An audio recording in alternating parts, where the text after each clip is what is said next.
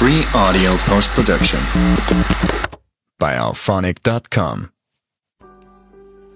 Bienvenue dans le podcast Conférence nationale pour la liberté de l'avortement.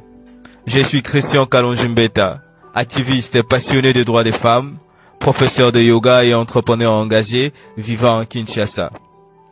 Ce podcast a été créé avec une mission claire: informer et éduquer notre communauté sur l'éducation sexuelle, tout en ouvrant le débat vital sur le droit à un avortement sécurisé pour toutes les femmes qui choisissent cette voie. Nous explorerons des sujets essentiels tels que la santé reproductive, les droits humains, les impacts sociaux liés à l'accès à des services d'avortement sûrs et légaux, et la prise en charge holistique gratuite pour toutes les filles et femmes ayant déjà avorté, afin de leur offrir un soutien psychologique et social adapté à leurs besoins. Ensemble, nous allons donner la parole à des experts, partager des témoignages et aborder des réalités souvent ignorées. Ce podcast est un espace d'apprentissage et de sensibilisation où chaque voix compte et chaque histoire a son importance. Rejoignez-moi dans cette aventure pour promouvoir une société plus juste, plus éclairée et où chaque femme est libre de choisir son destin. Merci d'être avec nous et d'écouter ce qui pourrait transformer des vies. Namaste. Mardi 21 janvier 2025. Chers auditeurs et auditrices du podcast Conférence nationale pour la liberté de l'avortement. C'est pour moi un réel plaisir de vous présenter les 10e épisode de ce podcast avec comme thématique le rôle des professionnels de santé, vision des médecins et infirmières sur l'avortement et leur rôle dans le processus. L'article 14 du protocole de Maputo autorise les femmes à demander l'avortement dans les conditions suivantes: quand la vie de la mère est en danger, lorsque le fœtus est en danger, lorsque la santé physique et mentale de la femme est en danger, lorsqu'il y a eu viol ou l'inceste. Les médecins et infirmières sont toujours appelés à naviguer à travers les cadres légaux qui régulent l'avortement dans leur pays. Cela influence directement leurs pratiques et leurs conseils. La question de l'autonomie de la patiente versus celle des considérations éthiques au sujet du fœtus est un sujet délicat car les professionnels de santé peuvent avoir des opinions variées sur la moralité de l'avortement. Ceci est le fruit du propagande de l'Église en considérant l'avortement comme étant un péché. Prenons l'exemple de Priska, une fille de 16 ans, violée par son oncle alors qu'elle était encore élève dans une école à Kinshasa. Les semaines qui suivent, Priska réalisèrent qu'elle était enceinte. Priska et sa mère décidèrent d'interrompre volontairement cette grossesse. Une fois à l'hôpital, l'infirmière à laquelle ne s'attend rien sur la fille, c'est-à-dire Priska. L'infirmière commença à lui dire: l'avortement est un péché et nous ne faisons pas ça ici chez nous. Maman, laisse ta fille accoucher, ça va rien faire. Déçue par les propos de l'infirmière, la maman de Priska et Priska sont retournées à la maison. C'est ainsi que la maman de Priska a fait recours à un avortement clandestin pour sauver sa fille. L'opération est mal passée, car Priska a perdu des trompes pendant l'opération. Priska est condamnée de rester stérile le restant de sa vie. Une étude de l'Organisation mondiale de la santé révèle que 12% des stigmatisations en lien à l'avortement provient des professionnels de santé, entraînant ainsi le nombre élevé de demandes d'avortement clandestins et non sécurisés. Pour éviter les pires aux femmes, je proposerai une formation à l'accompagnement psychologique des patientes et un questionnaire d'évaluation que les patientes pourront soumettre après l'opération afin d'évaluer les professionnels de santé en vue d'initier un dossier disciplinaire en cas de stigmatisation. Beaucoup de médecins voient leur rôle comme celui de fournir des soins sécurisés et de qualité, garantissant le bien-être physique et mental de la patiente.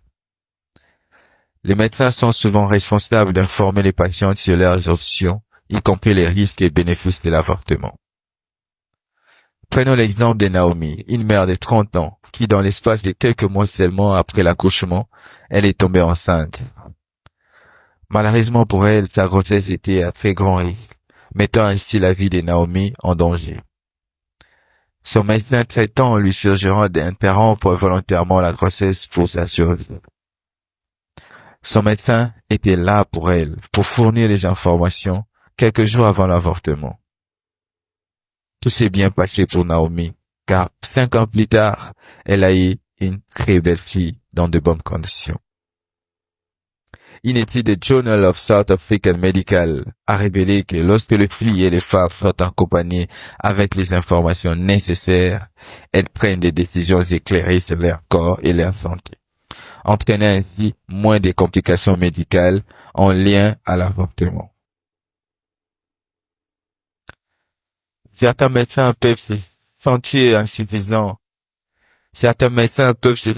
insuffisamment formés pour aborder ce sujet ou pratiquer l'avortement, ce qui directement peut influencer leur capacité à aider les patientes. Prenons le cas de Yves, médecin stagiaire dans un centre de santé en Gaba, qui a pratiqué l'avortement pour aider Julie, une étudiante à l'Université pédagogique nationale. Pendant l'opération, les choses ont mal tourné et Julie mourra sur place. Une étude de l'Organisation mondiale de la santé a révélé que lorsque les professionnels de santé, comme les stagiaires, les non expérimentés, pratiquent l'avortement, 70% des cas échouent. Raison pour laquelle il est nécessaire pour l'État de sécuriser la santé de femmes en instaurant une formation continue pour éviter de telles choses. Les infirmières jouent un rôle essentiel dans l'accompagnement des patientes, offrant un soutien émotionnel et information durant le processus d'avortement. Elles peuvent également être responsables de l'éducation des patientes sur les procédures et les soutiens post-abortifs. Les cas d'Émilie, une infirmière et thérapeute, qui accompagne non seulement les femmes avant l'avortement pour offrir les informations nécessaires de ce qui se passera pendant l'avortement, mais aussi après l'avortement pour offrir un soin holistique guérissant ainsi le corps, âme et esprit de ces patientes. Une étude a révélé que les femmes qui sont accompagnées avant et après l'avortement, elles avaient plus de chances à rebondir dans la vie. Les médecins et infirmières sont importants dans la mise en pratique de l'avortement chez les patientes. C'est ainsi, il est souhaitable de prioriser une formation de qualité et un esprit ouvert sans préjugés. Pour conclure, je veux dire qu'une vision plus humaniste et inclusive est nécessaire chez les professionnels de santé pour être en mesure de pratiquer l'avortement. De même manière que ce sujet d'avortement est délicat car les professionnels de santé peuvent avoir des opinions variées, de même manière que chaque femme est différente avec des besoins de santé différents. Aucune femme doit subir les stigmatisations par les professionnels de santé, surtout en 2025, car elle avait une atteinte à l'autonomie corporelle et normalement devrait être jugée et condamnée. Je vous remercie. Free audio post-production by alphonic.com.